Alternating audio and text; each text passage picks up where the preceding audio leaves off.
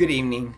I'm Stephen Walter with Smokebusters Media. We're your trusted source for cannabis news and the stories shaping this growing industry. Tonight, we're shining light on Equity Row at MJBizCon 2025, a groundbreaking initiative that celebrates resilience, determination, and justice within the cannabis community. At the heart of MJBizCon in Las Vegas was Equity Row.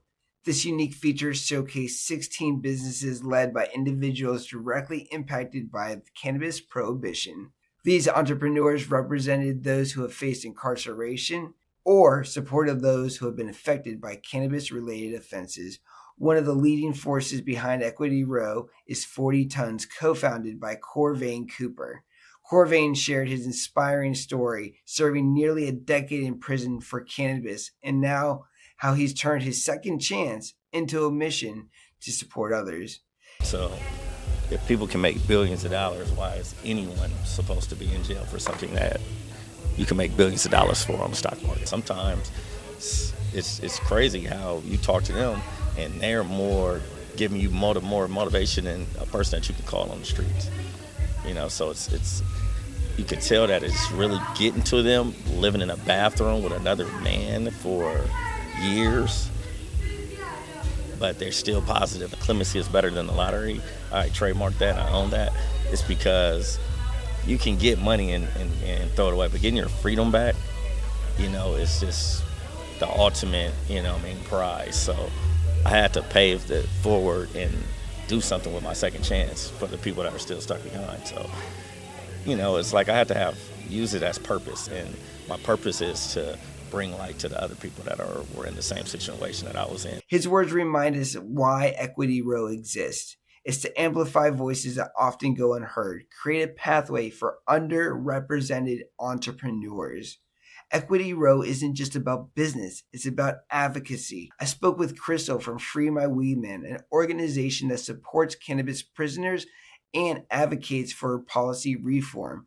Crystal shared how her own home was raided during MJBizCon 2021.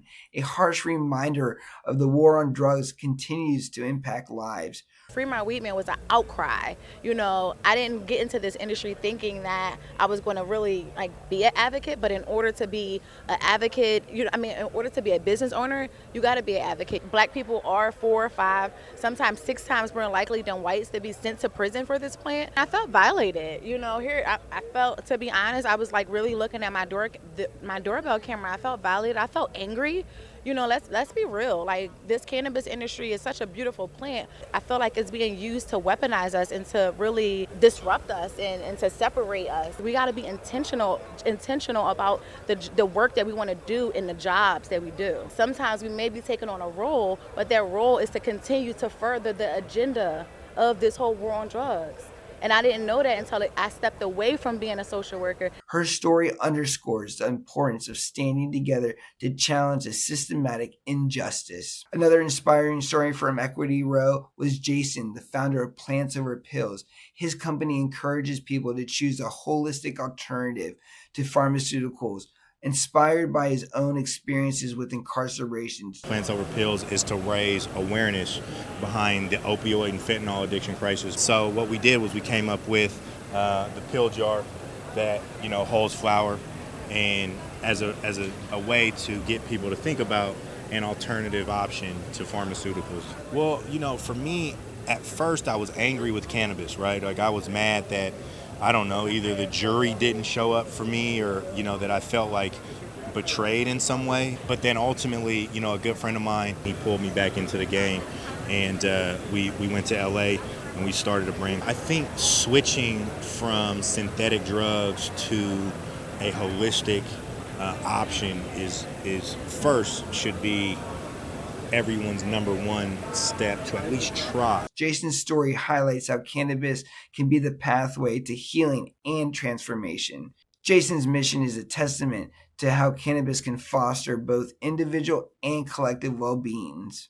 Equity Row also featured the 1937 group led by Ambrose Jackson. This company stands at the beacon of hope for minority entrepreneurs navigating an industry that has not been equitable. Ambrose emphasized the importance of staying true to culture and educating consumers.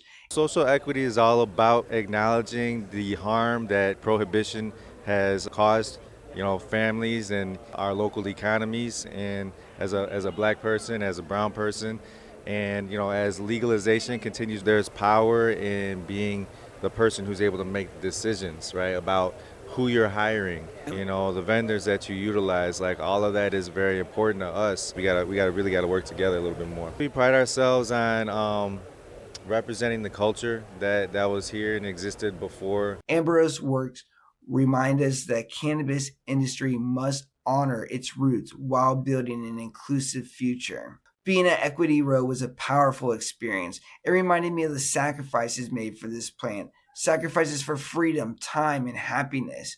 As we continue to celebrate the growth of the cannabis industry, we must also continue to fight for those impacted by its prohibition.